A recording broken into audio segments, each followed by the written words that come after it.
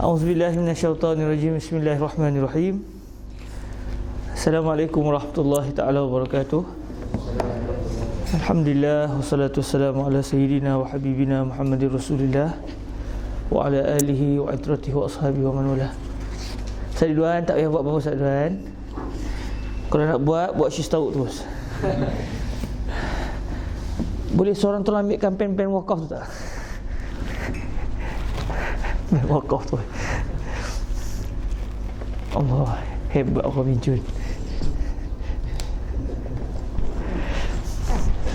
Bismillah, wassalatu wassalamu ala sayyidina wa habibina Muhammadir Rasulillah wa ala alihi wa atratihi wa ashabihi wa man walah. Alhamdulillah, syukur kepada Allah kita dapat bertemu lagi pada hari ini. Dan mohon maaf atas apa yang berlaku semalam. Anak-anak tak nak pergi sekolah, tapi hari ini dia pergi sekolah. Kami jaga mood dia baik, so dia pergi sekolah hari ini. Yang beri hadiah. Jadi siapa yang datang semalam minta maaf lah Malam yazuk la yazri. Okey, kita masuk kepada masalah yang ke-388. Sedar tak sedar, subhanallah, dah 388 masalah kita dah kosong je nak. Kita telah masuk dalam 388 masalah daripada kitab ni. Sikit. Kalau kita baca kat rumah, insya-Allah tak terbaca lah. Hatta saya sendiri pun kalau kat rumah dia tak ada. Dia kena diprogramkan. Alhamdulillah ala kulli hal. Dan kita masih lagi pada bab yang membicarakan tentang mandi junub. Bismillah, wassalatu wassalamu ala sayyidina wa habibina Muhammadir Rasulillah wa ala alihi wa itratihi wa ashabihi wa man walah. Qala al-musannif bisanadina ilaihi rahimahullahu subhanahu wa ta'ala wa nafa'ana Allah bi'ulumihi wa ulumi masyayikhihi wa talamizatihi wa qurra'i bahril mazi wa sa'ili musannafatihi wa syurrahiya Allahumma amin. 388 masalah mandi junub dan mengambil wuduk di dalamnya. Kata Abu Isa, dan adalah yakni seperti dalam hadis pada masalah 386, itulah yang memilih akan dia oleh ahlul ilmi pada mandi junub, bahawasanya mengambil wuduk seseorang sebagai wuduknya yang pada salat, kemudian menuang ia atas kepalanya 3 kali. Maknanya wuduk terlebih dahulu, barulah dia start mandi. Dan keadaan wuduk yang sempurna, kalau kita kaji dari segi perbahasan fiqh, dia akan khilaf dua pendapat itu. Wuduk yang sempurna atau wuduk pada kebanyakan anggota, melainkan hanya kaki.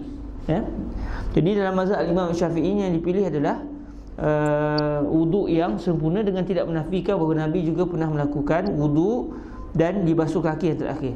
Jadi fuqaha Syafi'iyah mengatakan itu libayanil jawaz, ataupun yang Nabi basuh kaki itu bukan wuduk, tapi untuk membersihkan kaki baginda Nabi yang mandi dalam tong. Kalau mudahan Nabi masuk dalam tong, Nabi mandi dalam tong. Bila Nabi nak keluar, Nabi basuh kaki terlebih dahulu.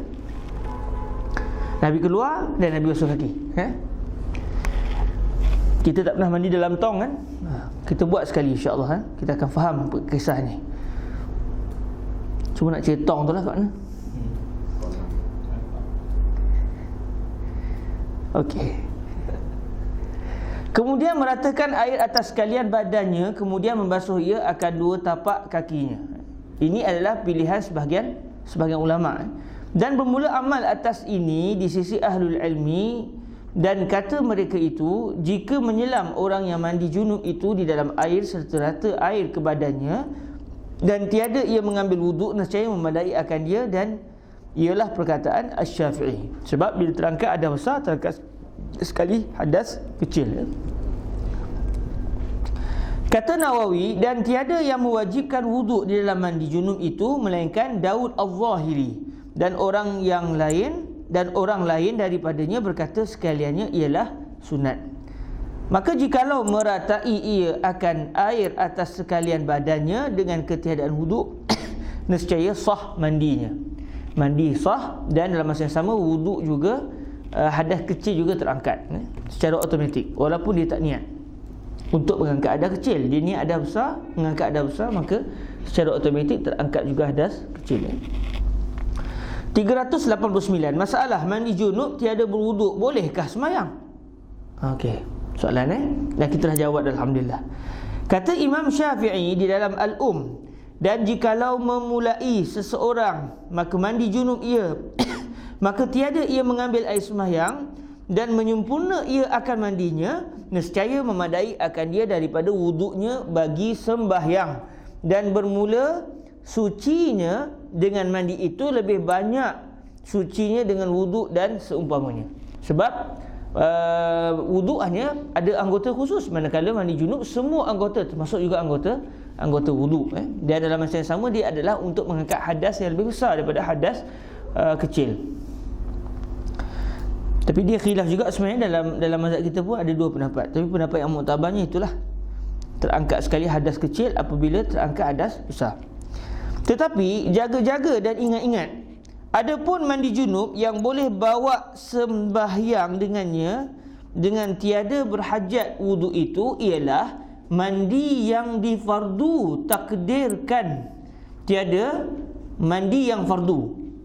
Kalau mandi sunat tak terangkatlah hadas. Kita nak mandi sunat hari Jumaat, mandi tapi tak niat ambil wuduk, maka tak terangkatlah hadas kecil. Kalau kita sebelum tu hadas kecil, dia hanya mandi yang fardu. Itu mandi junub lah, mandi junub atau mandi hadas besar. Sebab junub untuk hasil daripada hubungan suami isteri, manakala hadas besar itu lebih bersifat umum, sama ada hubungan suami isteri ataupun mimpi ataupun apa sajalah. Okey, tetapi jaga-jaga dan ingat-ingat, adapun mandi junub yang boleh bawa sembahyang dengannya dengan tiada berhajat wuduk itu ialah mandi yang difardu takdirkan,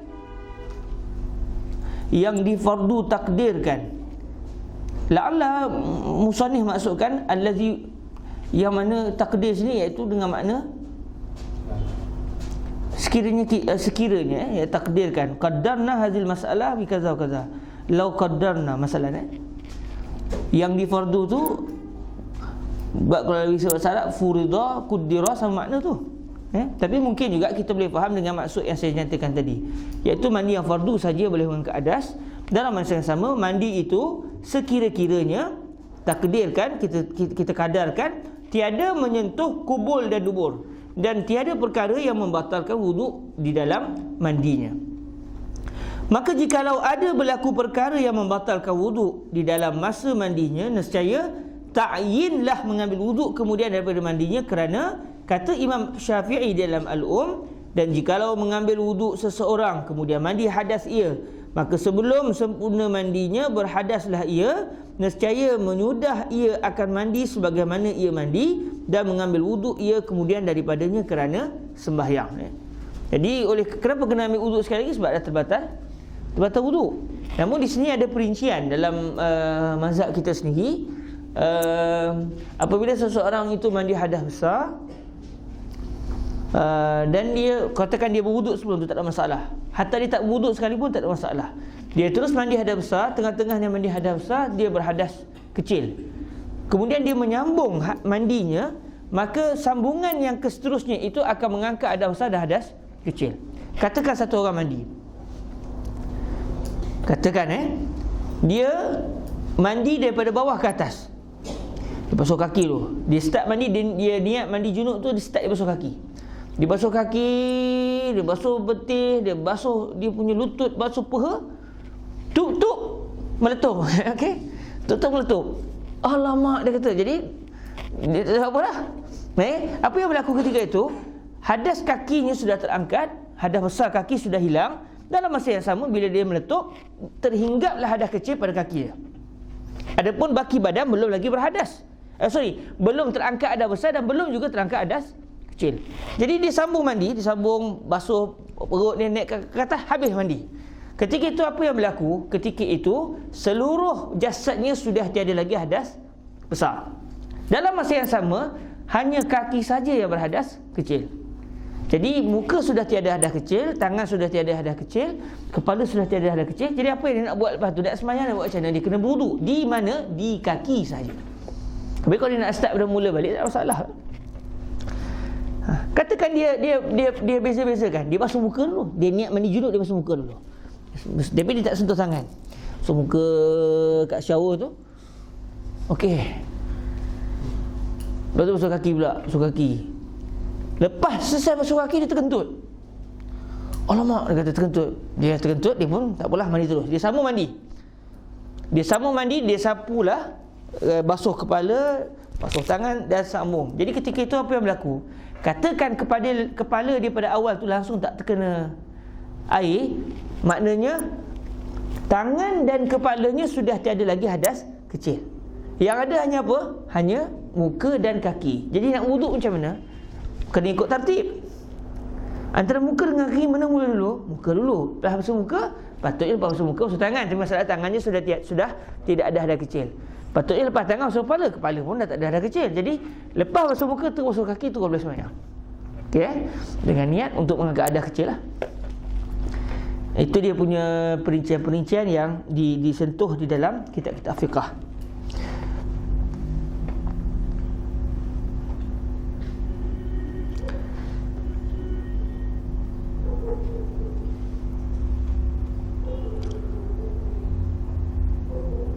Jazakumullah Sayyidi. Saya dengar benda ni semuanya daripada Syekh Said Saltut. Alhamdulillah. 390. Masalah mandi junub dan tangan niatkan gayung. Okey. Dia mandi junub tapi tak ada gayung. Jadi dia cedok pakai tangan dengan dia niat tangan dia adalah berperanan sebagai gayung. Adakah tangannya terangkat ada besar atau tidak? Okey. Ya saudaraku, di dalam hadis pada masalah 386 tadi, iaitu Nabi mandi junub dengan menjadikan tangannya gayung dan cebok mendirus air yang diambil dari bekas ke badannya. Mendirus, dirus sama makna dengan jirus ya. Kama qalahu sahibu diwan. Qamus diwan qala inna dirus wa jirus. Maka menunjukkan bahawasanya tiada jadi mustakmal air itu dengan niatkan anggota yang dibasuh, yakni tangan itu tadi mandi. Okey, maka menunjukkan sekali lagi, maka menunjukkan bahawasanya tiada jadi mustakmal air itu dengan niatkan anggota yang dibasuh, yakni tangan itu tadi mandi. Masa dia mandi itu dia niat tangan dia sebagai gayung, maka tidak menjadikan air yang ada berbaki di dalam bekas itu sebagai air mustakmal. Dalam masa yang sama, tangannya juga tidak terangkat hadas besar dan juga kecil. Mereka kalau dia mandi, dia terlupa. Dia niat tangan sebagai gayung, dia mandi, selesai. Sah ke mandinya? Tak sah, sebab tangan dia tak basuh lagi. Tadi saya dah celup. Masalahnya dia niat tangannya sebagai gayung. Bila dia niat tangan sebagai gayung, seakan-akan ada benda yang menghalang tangannya, lalu air tak kena ke tangan, seakan-akannya begitu. Lantas tak terangkat ada besar dan tak terangkat ada kecil. Sebab tu bila dia ceduk air ke dalam gayung sekalipun, air yang terkeluar daripada tangan itu bukan air mustakmal. Dia masih lagi air mutlak ya. Maka menunjukkan bahawasanya tiada jadi mustakmal air itu dengan niatkan anggota yang dibasuh, yakni tangan itu tadi mandi. Memang jenuh nak faham ni ya. Tapi lebih kurang macam itulah maknanya ya. Maka jadilah suci tangan itu dahulu daripada masuknya ke dalam bejana. Ataupun tiada jadi mustakmal itu kerana niatkan gayung. Wallahu a'lam.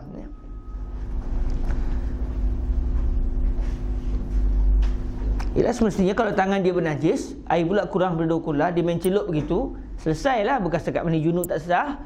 Air dalam tu semua jadi mustakmal, dia jadi mutanajis. Kalau tangan dia bernajis, dia mandi dengan seluruh badan jadi mutanajis Selesai masalah 391. Masalah istinja dan menyental tangan ke tanah. Kata Imam Nawawi, dan pada hadis di dalam masalah 386 itulah menunjukkan sunat bagi orang yang istinja dengan air, apabila selesai ia daripada membasuh farajnya dengan tangannya, bahawa sentalkan dia ke tanah atau basuh dengan usnan. Usnan kita dah sebut sebelum ni. Usnan adalah sejenis tumbuhan yang mengeluarkan buih. Dia berperanan seperti sabun. Saya pernah tengok satu tumbuhan kat Malaysia dulu. Orang panggil apa pokok sabun ke apa, something gitulah. Kami duduk main-main tepi flat tu, ada satu pokok tu, jadi kerja main itulah. Balik kena rotan dengan ayah. Selesai masalah Usnan Jadi kalau hari ni basuh dengan sabun lah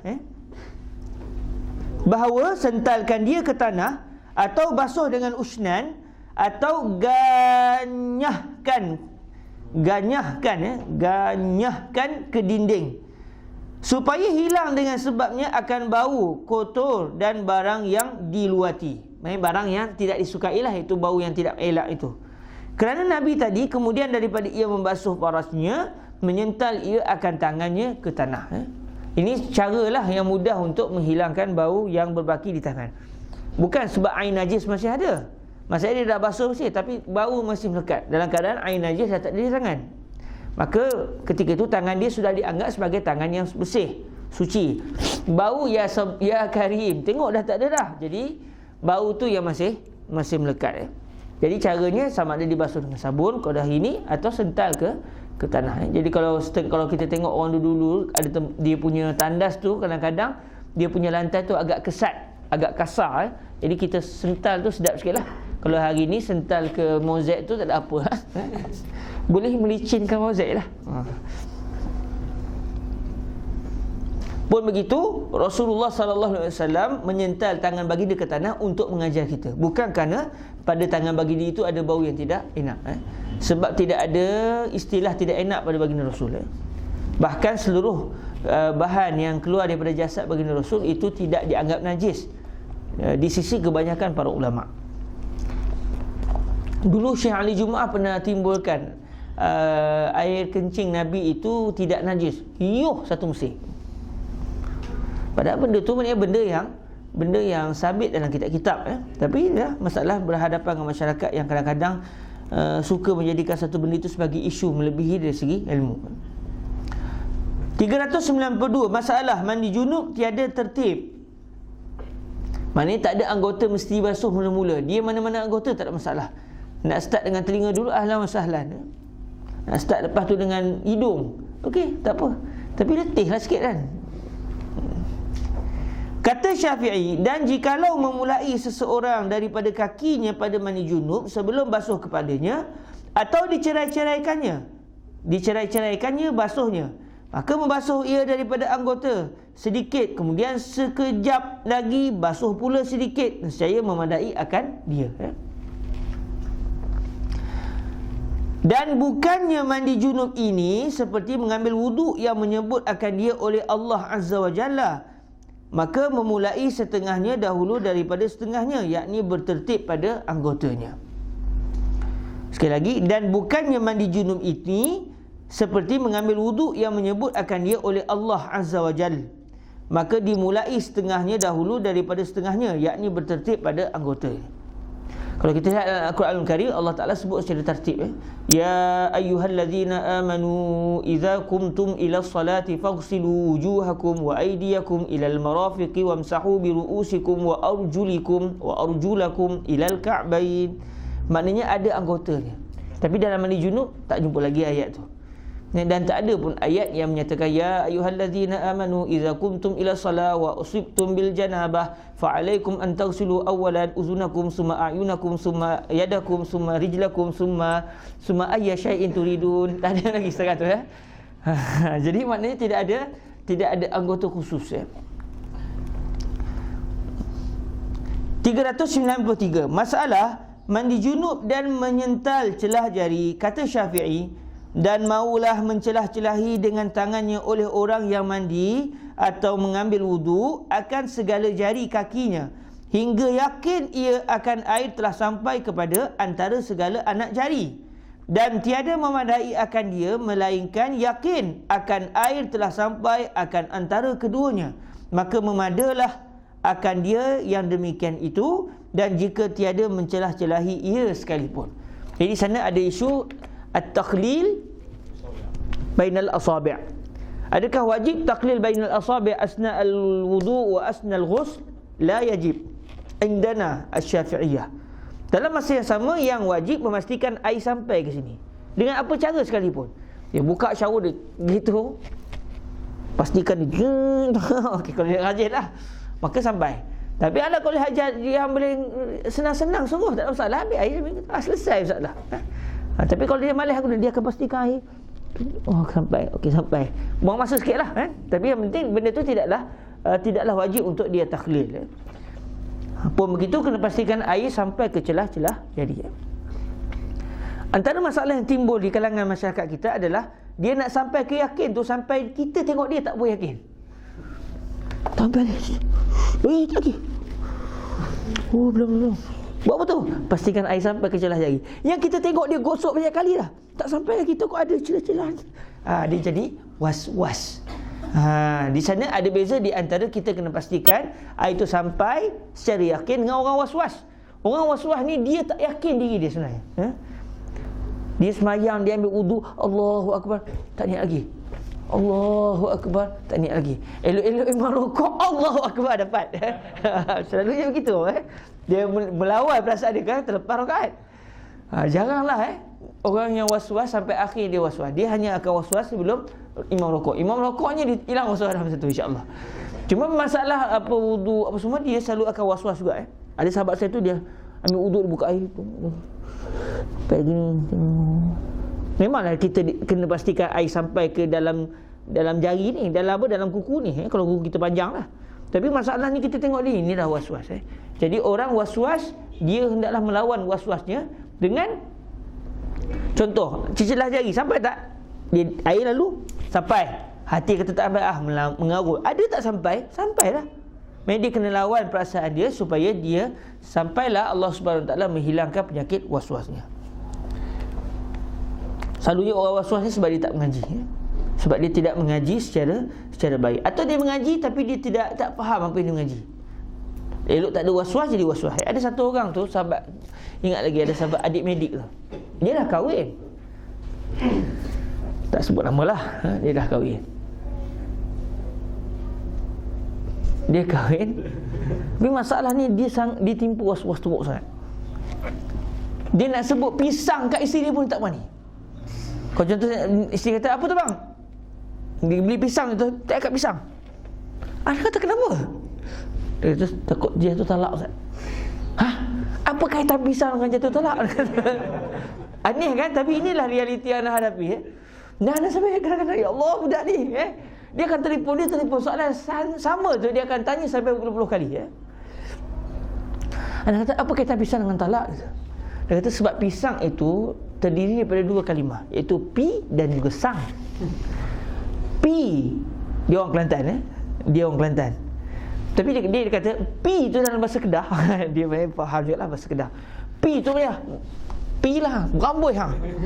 Dia takut, saya takut bila saya sebut pisang tu, saya nak halau isteri saya daripada rumah, maka itu adalah kinayah kepada talak. Aduh, kata, ya Rabbi. Habis tu buat apa? Dia banyak kat rumah, tak cakap. Dia nak sebut shim pun tak berani. Cakap syuh. Syuh. Anda kata nanya budak ni. Anda tanya Fadilatul Syekh Said Shah tu nak buat macam mana dengan budak seorang ni. Dia sampai tak bercakap. Dia tak berani cakap. Semakin dia pula rajin, suka baca kitab fiqh. Bila baca, dia tak baca setiap berguru. Habis timbul macam tu, timbul isu zihar lah apa. Elok dia tak tahu, selesai. Dia dah tahu, dia jadi kelang kabut. Kalau tanya Syekh Said macam nak buat kan? Syekh Said kata ada orang begini. Ada orang begini, jadi orang begini dia ditimpa was-was, dia dianggap orang sakit. Bila orang sakit, dia hatta dia kalau dia sebut talak sekali pun tak jatuh. Sebab dia kadang-kadang dia rasa dia jatuh talak, tak jatuh. Sampai anda kata dia beginilah, berdasarkan apa yang anda dengar dari Syekh Said, kamu hatta kalau kamu sebut aku talakkan isteri aku pun takkan jatuh. Sebab tahulah dia was-was. Sampai dia minta Ustaz tolong tulis fatwa tu Ustaz. Tulis. Ustaz rakam pula sebab takut lagi kan saya terlupa. Okey, rakam. Sampai ke Malaysia dia telefon, Ustaz ada masalah. Okey, tak cukup, anda dah terang dah. Sebab kalau kita layan, dia akan tanya lagi. Kita nak selamatkan dia, jangan bagi peluang. Cukup kata. Anda dah fatwakan, ente sebut apa pun tak lagi. Ente sebutlah macam mana sekalipun, tak tahu. Ente nak jatuh sekarang ke? Tak Ustaz. Okey, selesai. Sekarang ni nampaknya dia dah makan okey. Alhamdulillah lah. Jadi yang ramai orang yang ditimpa was-was ni sian. Ada orang tu dia macam-macam lah isu was-was ni kelakar kadang. Dia nak ambil wuduk, bukan ambil wuduk, dia mandi terus. Dia ambil wuduk habis pasal rencun sebab dia rasa tak yakin. Lah kali kita tengok la ilaha illallah, dia hampir-hampir air 2 kulah tu habis untuk wuduk dia saya. Jangan main-main Jadi kita yang tak dikenakan ujian ni, alhamdulillah. Jadi kalau ada sahabat-sahabat kita yang dia tipu ujian ni, dia kena belajar dan kena ada pembimbing dia. Dan kalau tuan-tuan diuji Tuhan, bersabarlah. Sekiranya tuan-tuan diuji dengan orang bertanya pasal isu ni, macam saya kena itu. Tapi okeylah, setiap kali jumpa dia akan belanja saya puas hati tu. Makan nasi nasi Mexico Dia orang kaya. Di mana tadi? Dah was-was dah pun. Okey, nak cari Okey. Dan tiada memadai akan dia melainkan yakin. Yakin ni bukan buat-buat yakin sebab bahasa Melayu kita kadang-kadang, Syekh entah yakin ni Syekh. Itu tak, itu bukan yakin, itu zon sebenarnya. Yakin ni memang 100%. 100%. Bukan berarti tak. Kalau berarti dia tak ada makan yakin. Cuma bangsa Melayu kita ni kadang-kadang digunakan istilah yakin dengan maksud zon. Syekh entah kena yakin ni Syekh, yakin. Yakin insya-Allah. Tak kena yakin. Jadi yang tak kena yakin tu biar anak pun yakin itu. Dia tak yakin lagi sebenarnya, dia masih zon Jadi yakin dimasukkan ni yakin dengan istilah fiqh secara tepatnya. Itu 100%. Dan tiada memadai akan dia melainkan yakin akan air telah sampai akan antara keduanya, maka memadalah akan dia yang demikian itu. Dan jika tiada mencelah-celahi ia sekalipun, yang penting air telah sampai. Walau dia tak celah-celahin, selesailah yang mesti air sampai. Dalam mazhab kita ni begitu, tak mesti at-tadlik. 394 masalah mandi junub tiada berkumur-kumur. Kata Imam Syafi'i rahimahullahu ta'ala, dan tiadalah aku menyukakan bagi seseorang yang meninggal ia akan berkumur-kumur dan menghisap air ke hidung pada mandi junub. Imam Syafi'i tak suka orang tak kumur-kumur. Maknanya benda itu adalah sunat. Sunat. Dan jika meninggal ia akan dia dengan lupa, sukalah aku baginya bahawa berkumur-kumur ia. Maka jika tiada berkumur-kumur pun, tiadalah pula atasnya mengembalikan sembahyang jika sembahyang ia dengan mandi junub yang tiada berkumur-kumur itu. Sebab berkumur-kumur adalah sunat. Jadi kalau dia tak berkumur-kumur sekalipun, tidak mengapa 395 masalah mandi junub membasuh mata dan telinga. Okey? Kata Syafi'i, dan tiada lazim atas seorang yang mandi junub itu merenjis air ke dalam matanya. Ada yang kata mesti. Akhirnya boleh ada seorang ulama tu dia mengatakan mesti air kena masuk sampai ke dalam mata, sampai buta sudahnya. Ijtihadnya begitu, tapi itulah nayalah. Dan tiada membasuh akan keduanya kerana kedua-duanya bukannya zahir badan, kerana menyelangi akan keduanya pelupuk mata. Walaupun kita tengok orang nampak mata dia, tapi hakikatnya matanya betul-betul dia sudah berada dalam batin. Jadi sebab tu bila mandi tidaklah mestinya kena menyelam, buka mata kedip-kedip sikit supaya air masuk, tak perlu. Tidak perlu.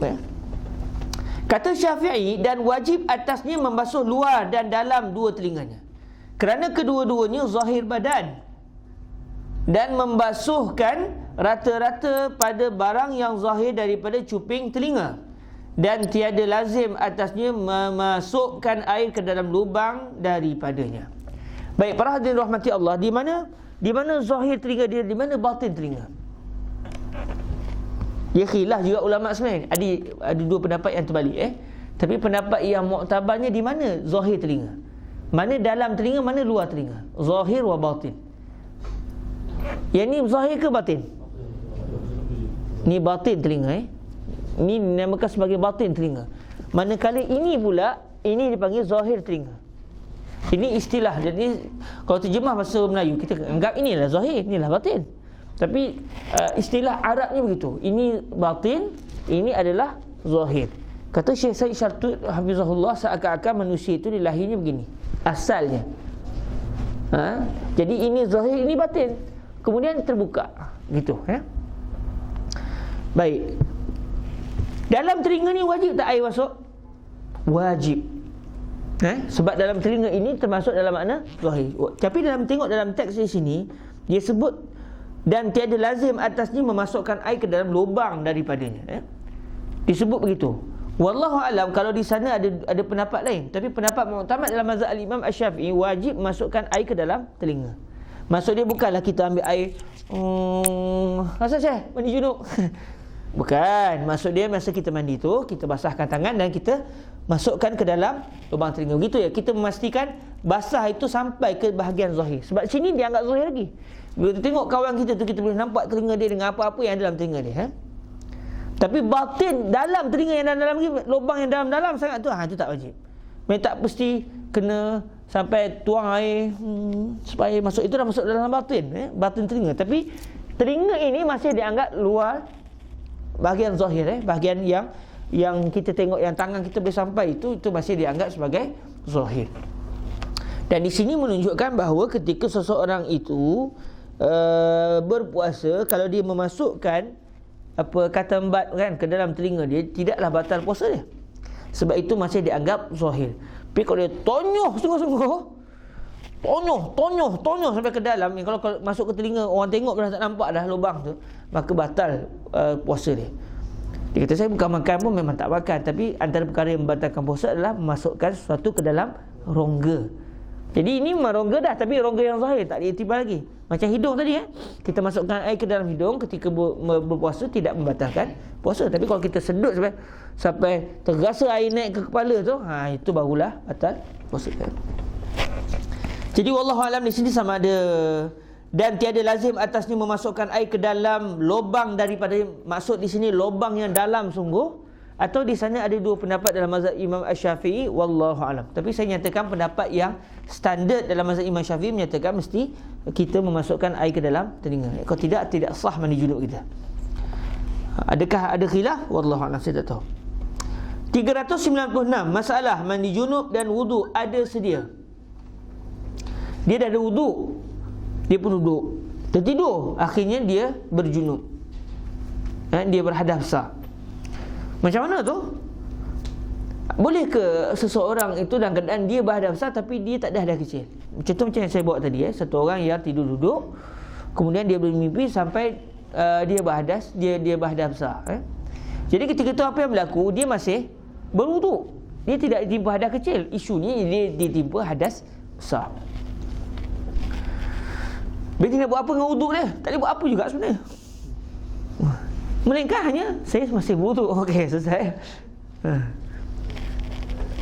Ya, kalau orang entah ni apa saja semacam ni, tak ada masih wuduk. Orang selalu buat, dia tak ada apalah. Tapi kalau dia guna helah begitulah boleh kot.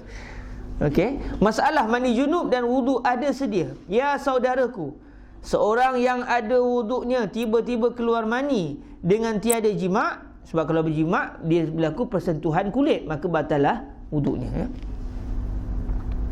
Boleh tak seseorang itu dia berjima' tapi tak batal wuduk dia? Allah Ta'ala pakai kondom. Tapi susah juga tu. Sebab biasanya akan berlaku persentuhan. Dia kadang-kadang dalam masalah fiqh ni kita perlu pada khayalan yang lebih, supaya kita dapat berlatih-latih. Kalau lah saya seorang mujtahid, saya nak jawab apa. Patutlah kita fiqh kadang-kadang kita apa fuqaha ni mengarut je. Tapi sebenarnya itu bagi orang yang tak faham. Kenapa ulama kita dulu kadang-kadang dia membayangkan masalah-masalah yang macam takkan berlaku sampai bila-bila. Dia tujuan dia adalah untuk dia berlatih malakah fiqhiyah. Contoh dulu ada disebut dalam kitab-kitab, kalau satu orang lelaki masuk dalam badan raksasa perempuan, dia masuk ikut kemaluan perempuan tu, raksasa. Dia ingat gua macam tu, rupanya kemaluan perempuan tu, perempuan raksasa tu, lelaki seorang wanita yang terlalu besar, raksasa giant, yang dia tengah tidur contoh, yang kawan ingat gua masuk. Persoalannya, adakah lelaki tadi berhadas besar atau tidak? Sebab dia sudah masuk ke dalam kemaluan wanita tadi. Seakan-akan kemaluan lelaki telah masuk ke dalam kemaluan wanita. Sampai begitu sekali. Pernah kita terbayang? Cuba tulis kat Facebook, orang kata gila. Tapi sebenarnya begitulah para fuqaha kita, mereka mengeluarkan masalah-masalah yang pelik, sama ada untuk menjawab persoalan ni kalau timbul. Jadi kalau berlaku zaman dia tak berlaku, tapi zaman kita berlaku, kita selesai dah ada jawapan.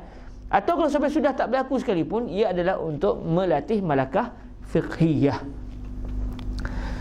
Masalah mandi junub dan wudu ada sedia. Ya saudaraku, seorang yang ada wuduknya tiba-tiba keluar mani dengan tiada jima', maka wajib atasnya mandi dan wuduknya tiada batal. Tapi kalau tengah-tengah dia mandi, dia pegang kemaluan, dia terbuang angin, maka batal lah. Macam biasalah Tetapi adakah dituntut ia berwuduk juga di dalam mandi, di dalam masa mandinya? Okey, ini soalan. Dia ada wuduk dah, adakah dia juga dituntut untuk berwuduk sekali lagi? Kenapa? Sebab Nabi berwuduk. Dia dituntut atau tidak? Jawabnya, tiada syak dituntut wuduk itu di dalam mandinya, sebagaimana menurut nas Imam Nawawi. Katanya, adapun niat wuduk di dalam mandi junub itu ialah niat mengangkatkan hadas kecil, melainkan bahawa adalah seseorang itu ada junub yang tiada batal air sembahyangnya, maka bahawasanya niatnya wuduk sunat. Wallahu a'lam. Sebab dia kalau dia contoh macam tadi, dia tidur, tiba-tiba dia berhadas, dia berhadas besar. Dia pun mandi junub. Dia mandi junub, dia jaga.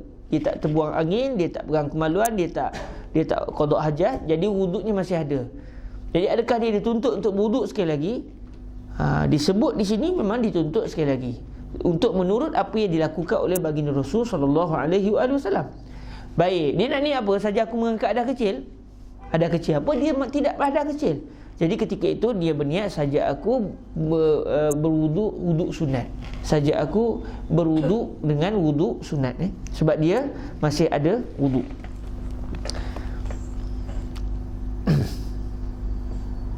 Baik, 397, masalah mandi junub dan basuh kaki wuduk. Yang berlaku khilaf di kalangan ulama, nak basuh kaki dulu ke ataupun wuduk melainkan kaki. Bila selesai mandi nanti baru basuh kaki. Ya saudaraku, adalah di dalam hadis pada masalah 386 dahulu menyebutkan Rasulullah sallallahu alaihi wasallam membasuh kaki wuduk di dalam mandi junubnya ialah kemudian daripada selesai mandi junubnya. Hadis yang diriwayatkan oleh Sayyidatuna Maimunah bintul Harith radhiyallahu taala anha ummul mukminin. Kata Nawawi, telah datang pada beberapa riwayat Siti Aisyah radhiyallahu anha di dalam Sahih Bukhari dan Muslim bahawasanya Nabi sallallahu alaihi wasallam mengambil wuduk di dalam mandi junubnya sebagai wuduknya bagi sembahyang sebelum menuang air atas tubuhnya. Maka yang zahir bagi ini hadis bahawasanya sallallahu alaihi wasallam menyempurna ia akan wuduk dengan basuh kaki sekali. Disebut tak dalam hadis Sayyidatuna Aisyah Nabi basuh kaki? Tidak disebut, tapi difahami. Sebab disebut Nabi SAW berwuduk sebagaimana wuduk baginda untuk mendirikan solat. Okey, jadi kalau kita lihat di sini boleh ada dua kefahaman. Bagi orang yang faham, okey, hadis ini menunjukkan Nabi wuduk sempurna dengan sebab disebut Nabi SAW berwuduk dalam keadaan wuduk untuk solat. Baik, kalau kita datangkan hadis Sayyidatuna Maimunah yang Nabi basuh kaki akhir, jadi ulama ni akan sebut yang Nabi basuh kaki itu bukan sebab wuduk, tapi Nabi basuh kaki itu untuk menunjukkan, untuk menyatakan, untuk membasuh kaki. Kebetulan Nabi mandi mungkin ada tanah apa semua, jadi Nabi basuh kaki. Atau tengok, benda sama, hadis sama, tapi boleh keluar pelbagai pandangan. Atau yang Nabi basuh itu hanya beberapa ketika untuk menunjukkan boleh ambil wuduk semua melainkan kaki, last sekali basuh kaki. Boleh juga. Baik, bagi ulama yang mengatakan sebenarnya nak basuh kaki akhir sekali, dia akan kata maksud hadis Sayyidatuna Aisyah itu berwuduk secara semula iaitu pada kebanyakan anggota. Jadi apa sebenarnya yang berlaku? Sayyidatuna Aisyah inginkan apa?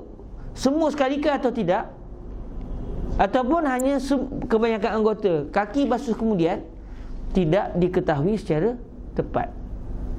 Tapi nas hadis yang diriwayatkan oleh Sayyidatuna Aisyah zahirnya menunjukkan Nabi basuh kaki secara sempurna. Nak tahu bila? Nak tahu akhir hayat nanti, tanyalah. Kita tanya Sayyidatuna Aisyah. Sebab itulah kadang-kadang fuqaha berkhilaf kerana mereka berbeza pendapat di dalam memahami hadis. Mereka berbeza pendapat dalam memahami hadis.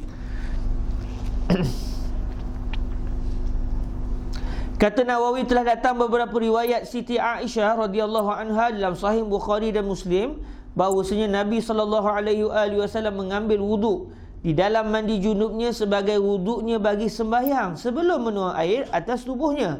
Maka yang zahir bagi ini hadis bahawasanya sallallahu alaihi wasallam menyempurna ia akan wuduk dengan basuh kaki sekali.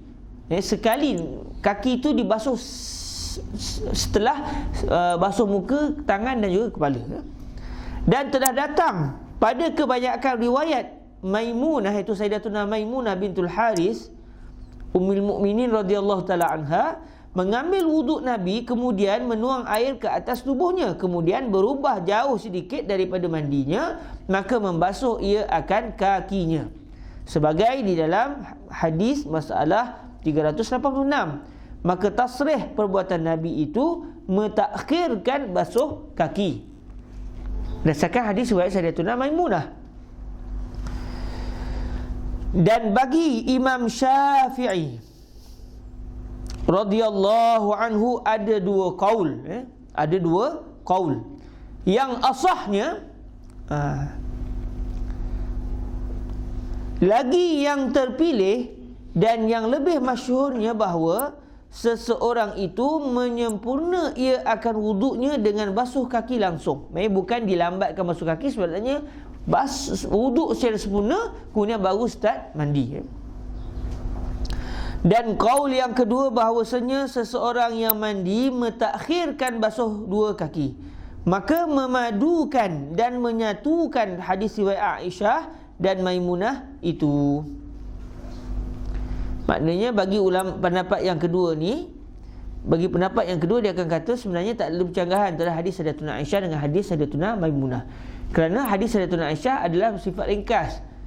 Secara umumnya Nabi berwuduk macam wuduk nak solat. Tetapi hadis Sayyidatuna menjelaskan lagi, iaitu dengan makna Nabi berwuduk pada kebanyakan anggota. Jadi sebenarnya tidak berlaku percanggahan pada dua hadis ni. Bagi ulama yang mengatakan sunat melambatkan basuh kaki. Tapi bagi ulama yang mengatakan tak disunatkan lambat basuh kaki, mereka akan mengatakan di dalam dua hadis ni ada percanggahan.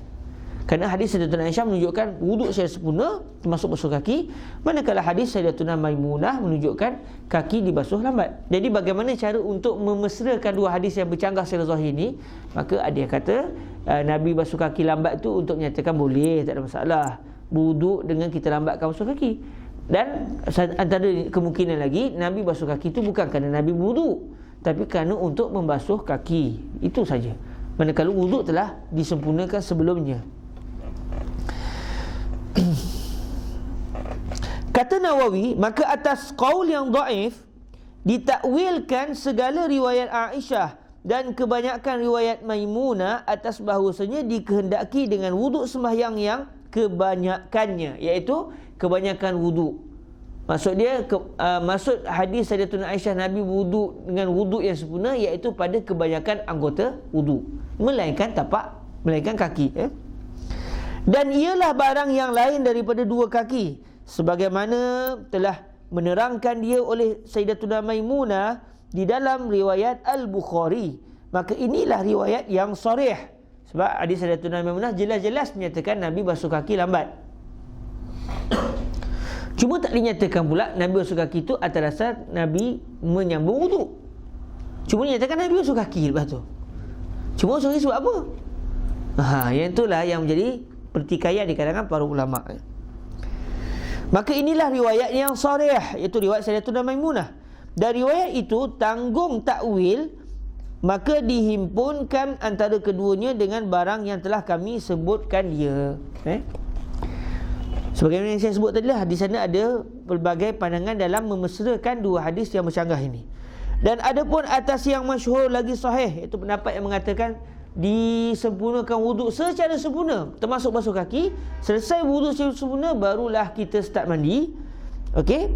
Adapun atas yang masyhur lagi sahih, maka diamalkan dengan zahir beberapa riwayat yang masyhur yang berjibah. Berjibah. Udah betul ni. Berjibah. Tu aja dulu, kok kita faham sikit Dengan zahir beberapa riwayat yang masyhur yang berjibah diriwayatkan daripada Aisyah dan Maimunah sekaliannya pada mendahulukan wuduk bagi sembahyang. Maka inilah keadaan udah pening pula. Putih berjibah. Ada siapa yang nampak tak apa sebenarnya kalimah ni? Jibah. Tengok jap. Kok ada macam je bahasa ni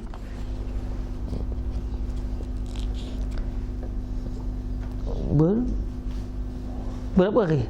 Jibah. D-E-F-G-H-I-J I-J G jenak, jenaka, jenguk, jenjulung, jenjarum, jerat, jinjet, jingau, Minangkabau, menjingau, menjenguk. Tak panah dia guna kalimah tu. Jingau, jiwang, jimang, apa tadi? Jibah, jin. Jin. Jilid, jilbab. Jiji, mana jibah ni?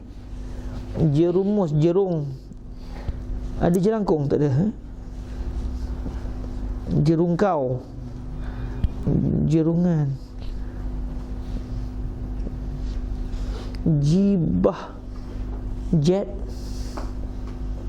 jidat, jidal, jicing, jibun, Jibril alaihissalam, jibaku, jib, tak ada. Dia ada jib, jibaku, jibillah, Jibril, jibon. Jibun bukan jebon jibun. Jidal, jidar. Jidur. Apa ni Ya Allah. Ada orang Perak, orang Kuala. Kau ada kalimah orang Kuala sini berjibah nama dia.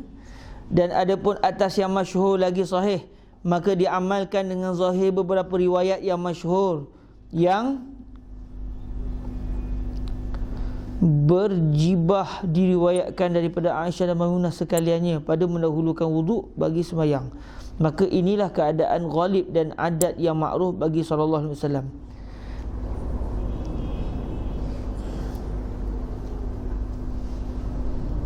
Dan keadaannya mengulang basuh kaki kemudian daripada sekalian mandi bagi menghilangkan tanah, bukannya kerana junub. Maka jadilah kakinya itu kena basuh 2 kali. Yang masyhur, yang apa dia ni berjibah ni macam wajih, seakan-akan macam wajih. Riwayat yang masyhur yang wajih, yang rajih, riwayat tu rajih. Rajih jauh sangat, ada ruha semua kan. Mana kita ijtihad macam mana? Ala kulli hal, nampaknya ini adalah terjemahan daripada ucapan Al-Imam An-Nawawi kan? Jadi kita akan tengok balik lah. Siapa ada syarah Sahih Muslim sekarang ni?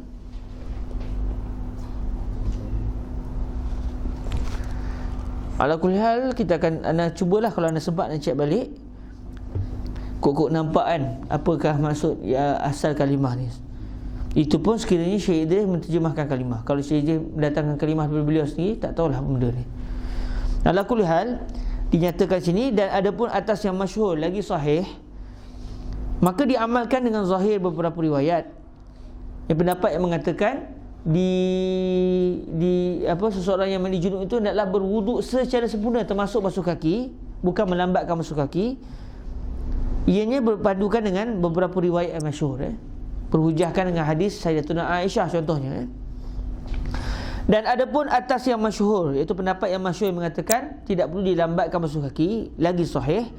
Maka diamalkan dengan zahir beberapa riwayat yang masyhur yang wallahu alam, yang berjibah diriwayatkan daripada Aisyah dan Maimunah sekaliannya pada mendahulukan wuduk bagi sembahyang. Mendahulukan wuduk bagi sembahyang. Maknanya hadis Sayyidatuna Aisyah jelas menunjukkan wuduk itu dilakukan sebagaimana wuduk yang ingin dilakukan untuk mendirikan solat. Tapi hadis Sayyidatuna Maimunah zahirnya tidak begitu. Melainkan kalau kita takwilkan hadis tu dengan maksud basuh kaki itu bukan wuduk. Maka inilah keadaan ghalib dan adat yang makruf bagi sallallahu alaihi wa alihi wasallam. Kebanyakan perbuatan bagi Nabi, bila Nabi mandi junub, Nabi bukan melambatkan basuh kaki. Cuma kadang-kadang basuh juga lambat kaki, membasuh kaki secara lambat kadang-kadang. Namun kebanyakannya tidak begitu. Kebanyakannya Nabi akan berwuduk secara sempurna. Dan keadaan mengulang basuh kaki kemudian daripada selesai mandi bagi menghilangkan tanah. Ini adalah cara faham mazhab yang pertama. Dan keadaan mengulang basuh kaki kemudian daripada selesai mandi bagi menghilangkan tanah, bukannya kerana junub, bukannya kerana basuh kaki itu untuk menghilangkan hadas besar, dan juga bukan untuk menyambung wuduk. Maka jadilah kakinya itu kena basuh dua kali, iaitu basuh kali pertama untuk tujuan berwuduk, kemudian basuh kali kedua sebab bila Nabi dah kena tanah, Nabi mandi, mungkin mandi dalam keadaan kaki Nabi pijak tanah, jadi bawah kaki Nabi tu bertanah. Jadi bila Nabi nak pakai kasut apa, Nabi akan basuh terlebih dahulu. Begitu kefahaman mazhab yang pertama. Manakala mazhab yang kedua pula yang mengatakan disunatkan lambat basuh kaki, dia akan faham basuh kaki itu kerana sambungan kepada basuhan kaki bagi wuduk yang tidak lagi dilakukan pada awal-awal mandi junub. Hadza wa sallallahu wasallam ala sayyidina wa maulana Muhammadin wa ala alihi wa sahbihi wa baraka wasallam. Ada yang tak jelas? Berjibah tu lah, tak tahu apa dia. Berjibah. Nantilah tanya ke orang Kuala, apa dia jibah tu?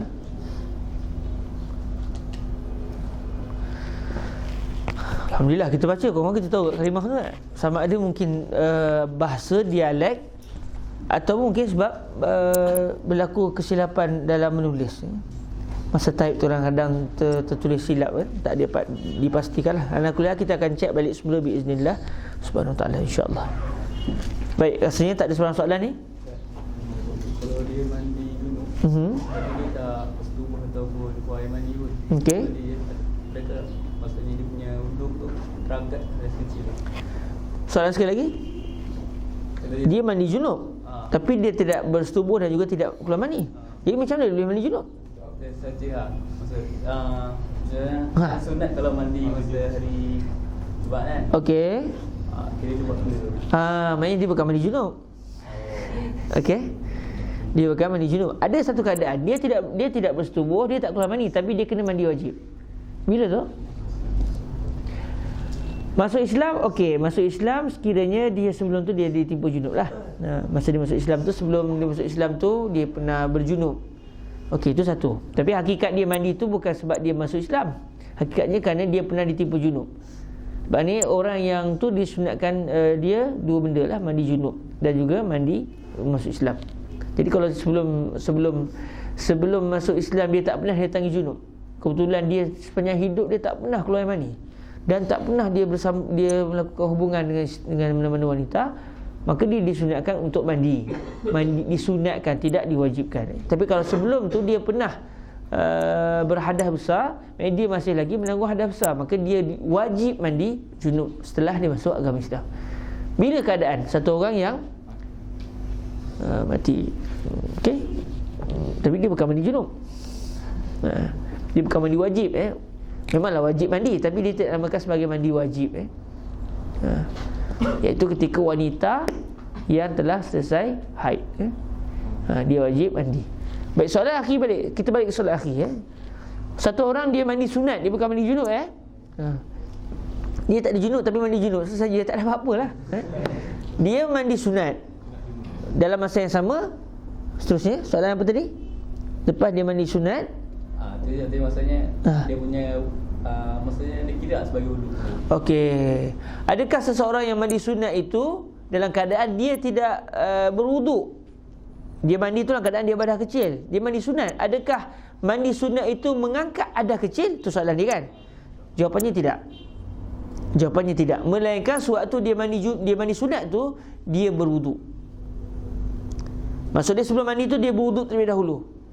Lepas tu dia sambung mandi. Tak ada masalah. Dan terangkatlah hadas kecilnya, bukan kerana dia mandi sunat, tapi kerana dia telah berwuduk. Tapi kalau dia mandi sembahyang Jumaat kan, dia mandi, tak pegang kepala apa semua, tapi dia tak niat langsung dia mandi, dia berwuduk, maka ketika itu tidak terangkatlah hadas kecilnya. Lepas mandi dia kena ambil wuduk. Hanya mandi wajib saja. Bila kita mandi wajib, maka terangkat juga hadas kecil, kerana bertemu di antara dua hadas kecil dan hadas besar. Bila terangkat hadas besar, maka automatik akan terangkat hadas kecil. Jelas? Okey, ada lagi soalan? Pasal Jabirah Ustaz, boleh? Pasal Jabirah, silakan. Okey, ada satu soalan pasal kalau kita ada Jabirah dekat kaki, jari lah, contoh jari, betul dia dah ambil semua wuduk sampai jari tu lah. Tayamum gantikan bahagian kaki ni dengan tayamum sekali, lepas tu sapu dengan air atas ni kan, lepas tu dia pakai khuf. So untuk kali kedua, boleh tak dia sapu khuf tu? Sebab tayamum, sebab kan kita ambil dengan tayamum kan. Okey. So yang keliru je, tayamum kan sekali je boleh guna. So ingatkan kena buka balik dan sebagainya. Ataupun khuf tu boleh lah macam biasa lah. Kita pakai khuf, lepas tu nanti kalau dah berhadas, sebenarnya sahabat teruk je. Menarik soalan tu dan tak tahu jawapan dia. Soalan tu menarik dan anda tertarik dengan soalan tu. Tak pernah terfikir soalan tu. Pernah jumpa masalah tu? Disebut apa boleh? Akhir tolong cari. Banyak dah suruh cari ni, tak tanya lagi Dah jumpa dah? Memang okey tak?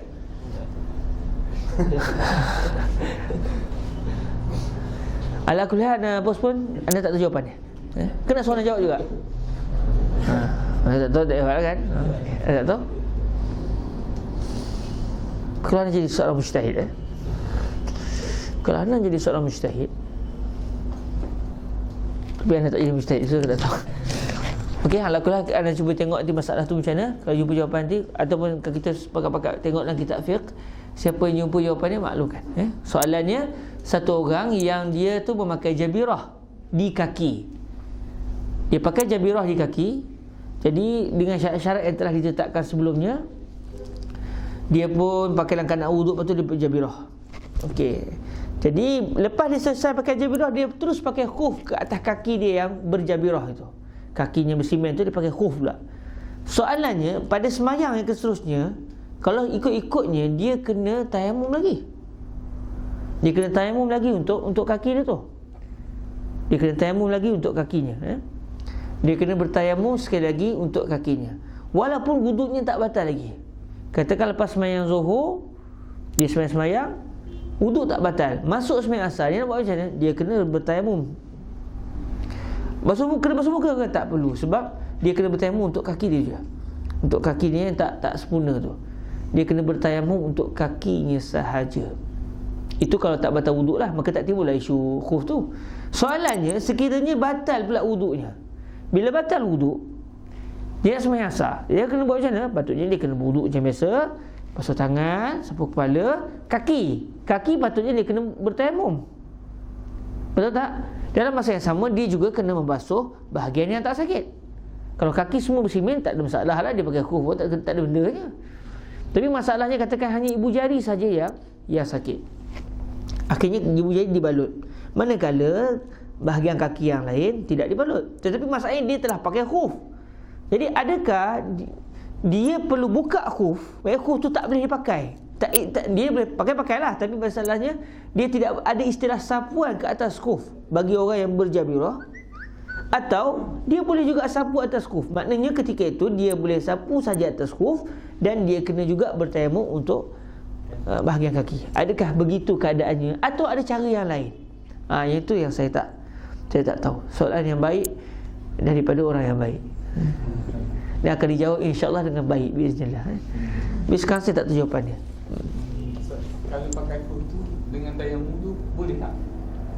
Maksudnya macam mana keadaannya? Ni pakai khuf tu bukan dengan ambil wuduk. Syarat pakai khuf kan mesti lepas Saya faham soalannya. Maknanya syarat pakai khuf mestilah dia tu tidak berhadas besar, tidak berhadas kecil. Tapi dia katakan dia tak ada air. Dia tak ada air, dalam keadaan dia berhadas kecil, jadi dia mengharuskan solat dengan cara dia bertayamum. Selepas selesai dia bertayamum, dia pun solat semua betul pakai khuf. Jadi adakah boleh juga disapu khuf ketika itu? Soalan mustahil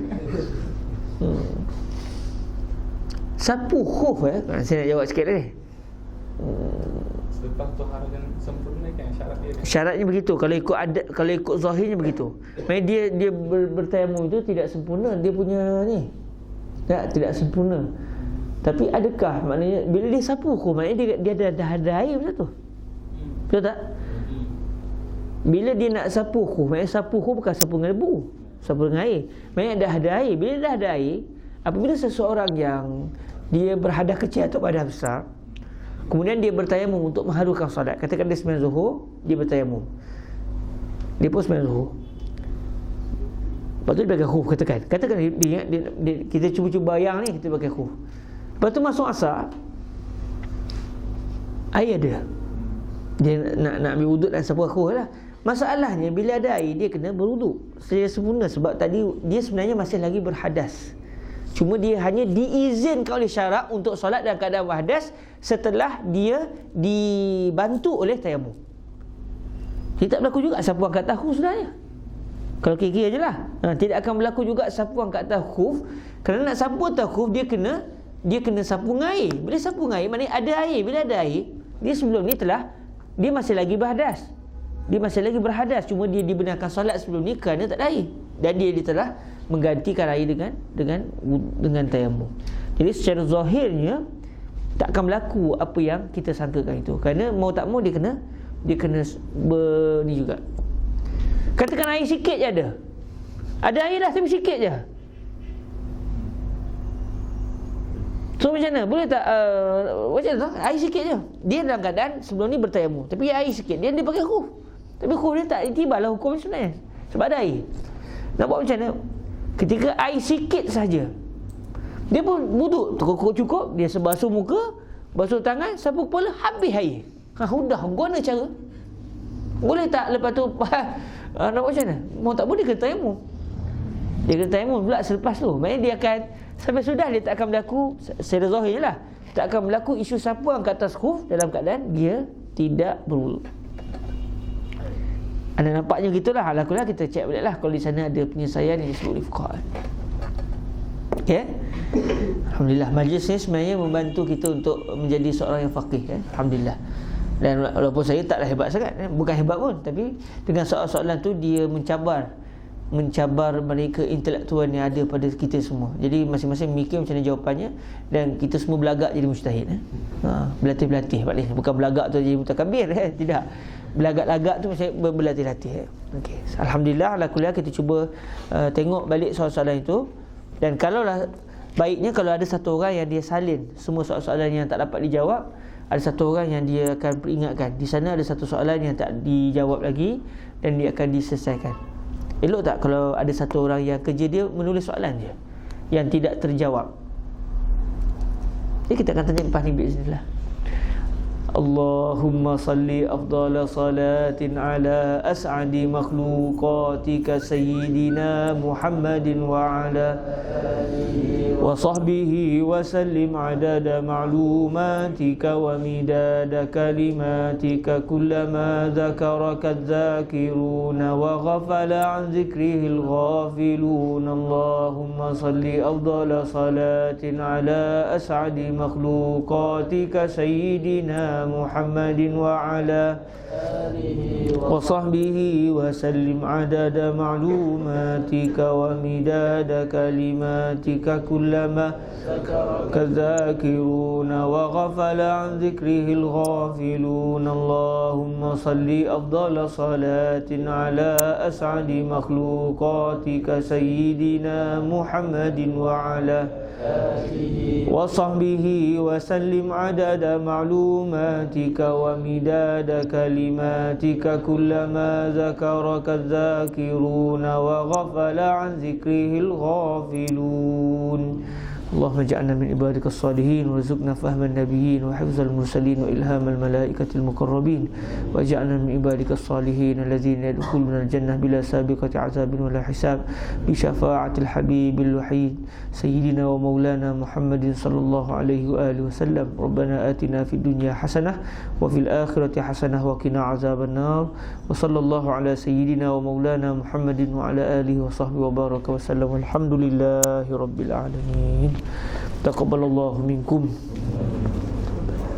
سبحانك اللهم وبحمدك أشهد أن لا إله إلا أنت أستغفرك وأتوب إليك بسم الله الرحمن الرحيم والعصر إن الإنسان لفي خسر إلا الذين آمنوا وعملوا الصالحات وتواصوا بالحق وتواصوا بالصبر والسلام عليكم ورحمة الله وبركاته